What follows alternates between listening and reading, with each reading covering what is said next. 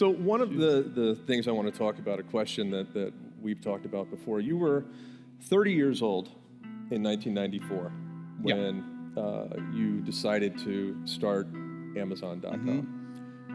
You had a great job. I remember you had a great apartment on the Upper West Side. I've been married for a year. You've been married for a year. I had not been eating biscuits for 9 months.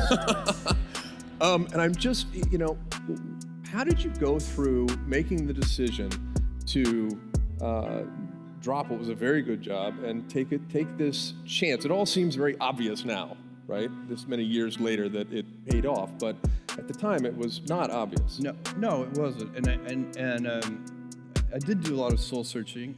I went to my boss at the time, and I really liked my job. And I told my boss I was going to go do this thing, start an internet bookstore. And my wife I'd already told my wife, and she's like, "Great, let's go." And I said to my boss, "I was going to do this." He's like, "This is a good idea." He said, "I think this is a good idea, but it would be an even better idea for somebody who didn't already have a good job." And that sort of made some logical sense to me, and he convinced me to think about it for a couple of days. So I went away, and I was really trying to get my head around how to think about this. And I think, for me, the right way to make that kind of very personal decision, because those decisions are personal. They're not like data-driven business decisions. They are, what does your heart say? And for me, the best way to think about it was to project myself forward to age 80 and say, look, when I'm 80 years old, I want to have minimized the number of regrets that I have. I don't want to be 80 years old in a quiet moment of reflection, thinking back over my life and cataloging a bunch of major regrets.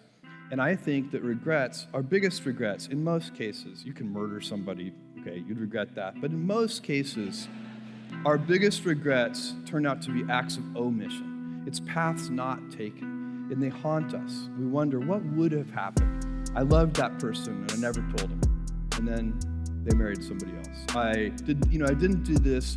And so that's the frame of mind that I put myself in. And once I did that, once I thought about it that way, it was immediately obvious to me. I knew that when I'm 80, I would never regret trying this thing that I was super excited about and failing. If it failed, fine. I would be very proud of the fact when I'm 80 that I tried. And I also knew that it would always haunt me if I didn't try. And so that would be a regret. It would be a 100% chance of a regret if I didn't try, and basically a 0% chance of regret if I tried and failed. So I think that's a useful metric for any important life decision.